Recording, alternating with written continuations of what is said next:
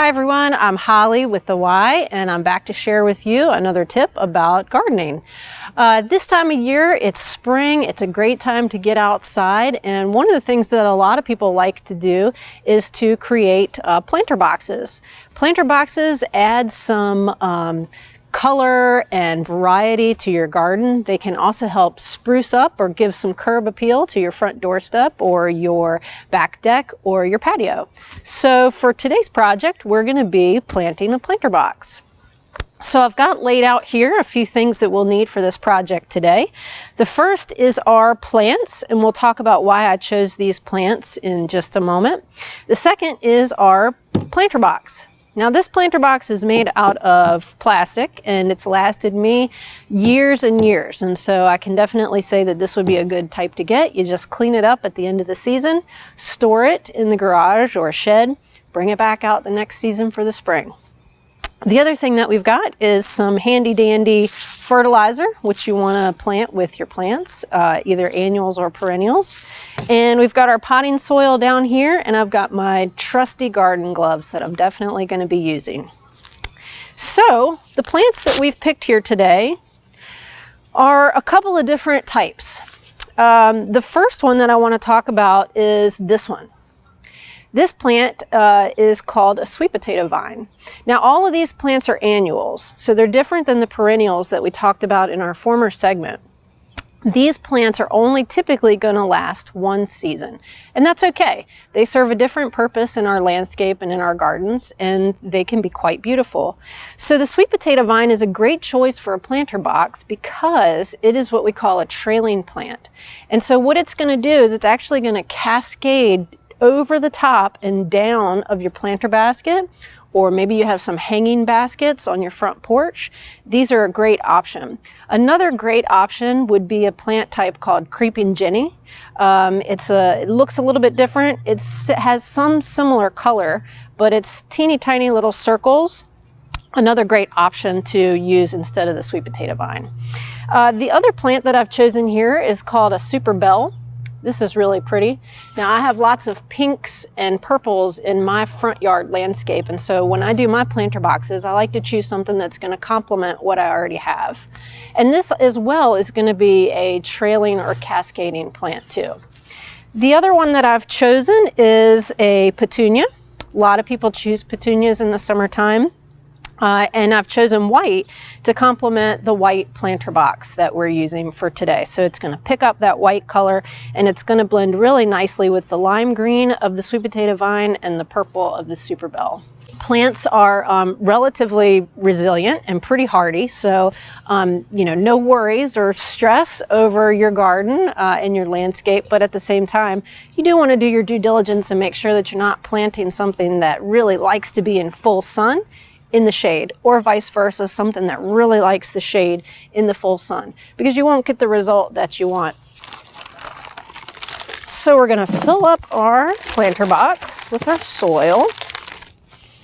This is actually a Super Bowl cup from 2010. What a great find in the garage. I'm looking forward to the days that we can watch sports again.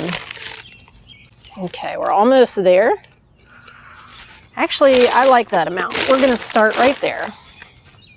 And I'm going to create a little bit of a hole here in the planter box. And I'm going to ready some of my plants. Okay, so for a planter box this size, which I would say is maybe average, this looks like about 12 by 12 in size. I typically plant 3 different types of annuals.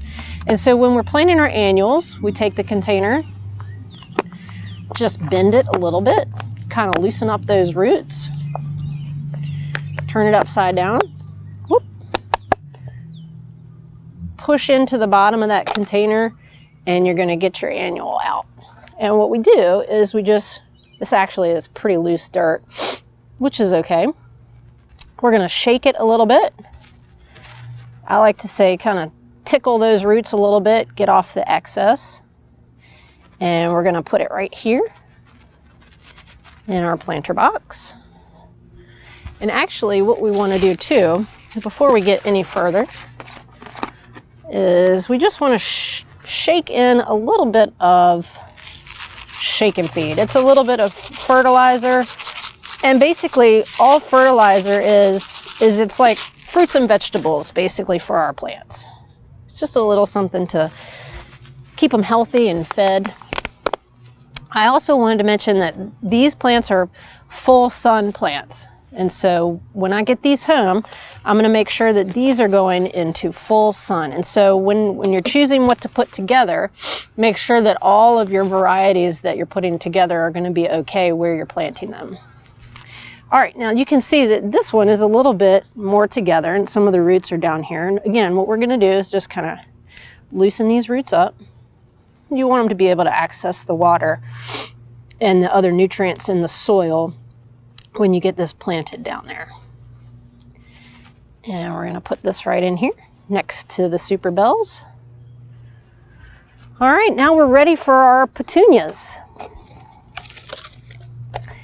Now you can buy petunias in smaller cases than this, but this just happened to be a pretty good deal that I found over the weekend. And again, we're just going to kind of loosen up the bottom of this container, and we're going to gently wiggle out that petunia just like that. And again, we're going to kind of tickle these roots till we get it loosened up like that. And we're going to put one right here. And then we actually have room for another one. So we'll do one more. Now the petunia is not as much trailing or cascading as the sweet potato vine or the bells, but that's okay. This white will make a real pop next to these two. Now this one is a little bit more shallow than the sweet potato vine and the bells. So what I'm doing is I'm just adding a little soil down here so that it sits at the same height as the other two plants that we've chosen. And we want to try to have these in the center of the planter box. And once we feel like we've gotten them where we want them, we're just going to put in some dirt around to fill in and make sure that they are steady where we've put them. So I'm going to fill a little bit of this in here. Now these plants will grow and bloom and get really big and pretty all summer, really. And you'll have to really stay on top of watering when we get into the heat of the summer in July and August. But if you do invest that time and energy, I promise you that it will be worth it. And these plants will be waiting for you when you get home for you to enjoy. Once we get the soil in there, you want to press it down a little bit. Kind of compact it down. Make sure that they're in there nice and snug and tight. And then you just want to fill in with a little bit more soil until you're at the level of the top of your planter box. Once you're done with that, you want to add a little bit of water. And if the water causes your soil to go down a little bit, which it might, that's okay. Go ahead and add a little bit more soil on top of that. And of course, once we rinse that with water, it'll look a little bit more pretty. Get that potting soil off of there and brighten up those blooms. And that's planting a planter box. It's been my pleasure to be with you today. Make sure that you visit www.ymcarichmond.org for more tips and tricks on how you can stay healthy and get outside during this time. I'll see you next time. Happy gardening.